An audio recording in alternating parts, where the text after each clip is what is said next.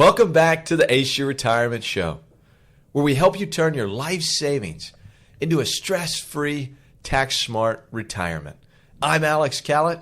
And I'm Austin Powell. And in today's show, we're going to talk about a question that a lot of retirees across America are asking themselves, and that is, Alex, can I retire on $1 million? How many times have you seen that advertised? Can I retire on $1 million? Well, that's what we want to cover today.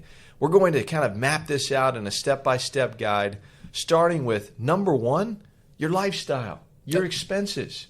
I think so often this is really maybe the most critical, or at least one of them, to determining whether $1 million is in fact enough. You take, for example, Austin, $1 million portfolio. If you're withdrawing $15,000 a month from that portfolio, that's an 18% withdrawal rate on an annual basis. That's probably going to be very difficult to sustain. In fact, even with a reasonable rate of return, you might run the risk of spending through that $1 million within the first 7, 8, 10 years of retirement. No, absolutely, Alex. And you use the example of an 18% withdrawal rate. If you flip that, and perhaps maybe you're only taking $3,500 a month, which is equivalent to about 4.2% a year from your portfolio, that becomes a little bit more manageable. But the bottom line here is that it really all comes down to your lifestyle. But if we were to use the example of $3,500 a month, that's only in today's dollars. Sure. What you also have to take into account is something that we all dread and we've seen a lot of in the last decade, and that's inflation. My son is 16 months old as of yesterday, and what's kind of neat about that is right now he's got one word, and one word only. Uh-oh, right? And that's how we feel about inflation is uh-oh. So that's something that we have to proactively plan for. In other words, you alluded to the example of $3,500. Well, that $3,500 in 5 years, 10 years, 20 years is going to look more like $6,000, maybe $7,000. As it pertains to the 100-year inflation average, you're talking about almost 3.5%. Everyone knows that the eggs at the grocery store are more expensive when we go in today.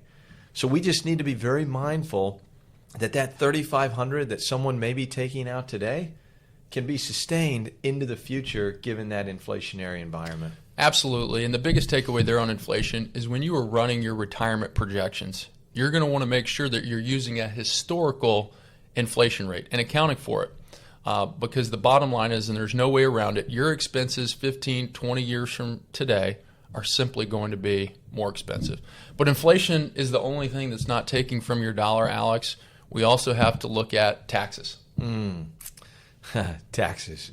So I think one thing that's a misnomer is oftentimes when we're visiting with folks, it's very common to see a portfolio that is extremely skewed to pre-tax resources. Absolutely. IRA dollars, 401k dollars.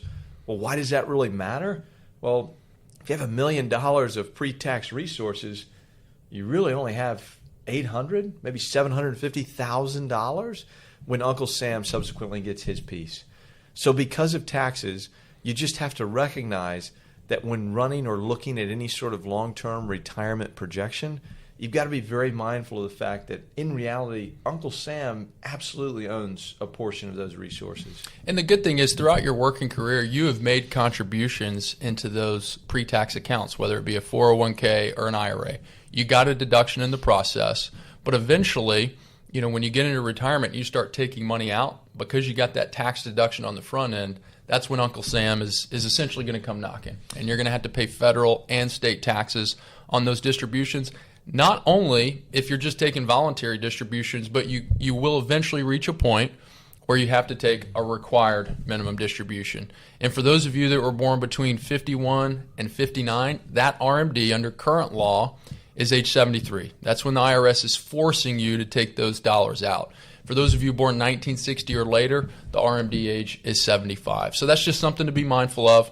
We're not even going to touch on inherited IRA RMDs because that's really beyond the scope of today's show.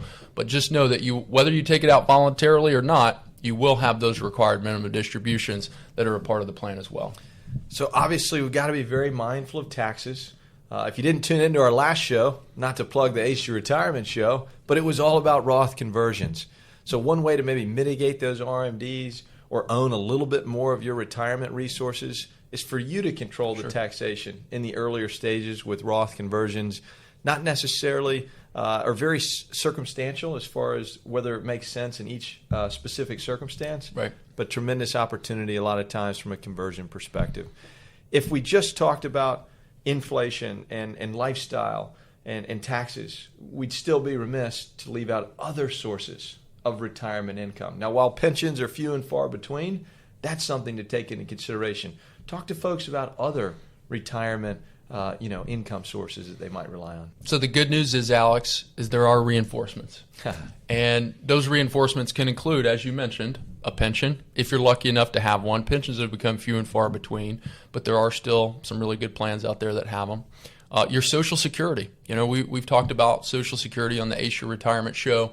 As a household, you're potentially, at the very least, going to have one Social Security payment, potentially two, and that also has an inflation-adjusted component. It's called a cost of living adjustment. It's Social Security's way of increasing your payment as you move through retirement. That can certainly be a reinforcement. You might have rental income. If you have real estate in your portfolio, you might have net cash flow that you're receiving. They can help offset some of your expenses.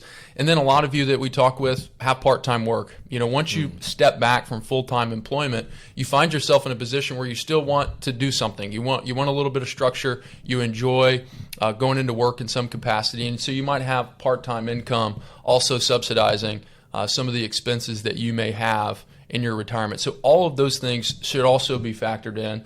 And quite frankly, they will all serve to reduce your overall portfolio drawdown. Now, when you talk about drawdown, that absolutely goes hand in hand with a very sound retirement investment strategy.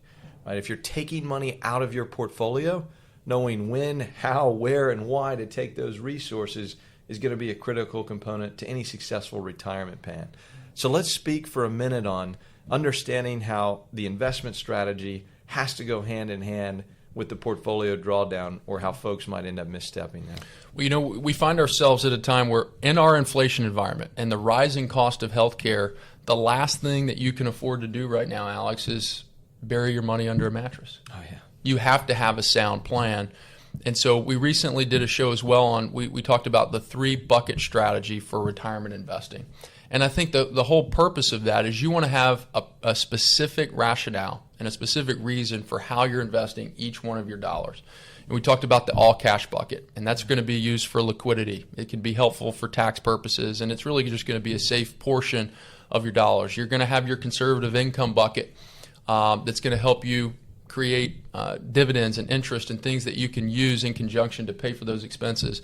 And then you are going to have your enhanced growth bucket, which is really going to be your most growth-oriented resources in your portfolio. But it's incredibly important to have a sound plan so that you can make sure your resources are going to last throughout your retirement. In other words, being mindful of one of these areas is just not enough. That's correct. Got to look at everything in really a cohesive form or fashion, which would lead us to potentially the Ace Your Retirement Blueprint, which is what we've tried to help all of the families that we serve with.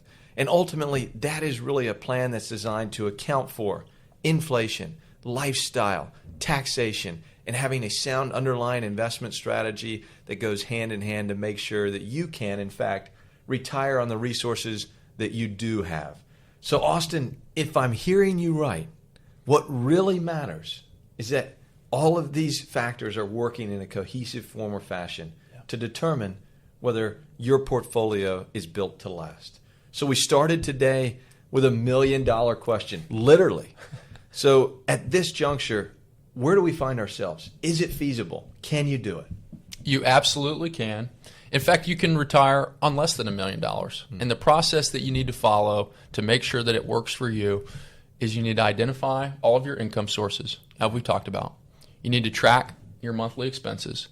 And then from there, you need to run a projection and make sure that your specific set of circumstances are going to work not just for the first 5 to 10 years of retirement, but all the way through.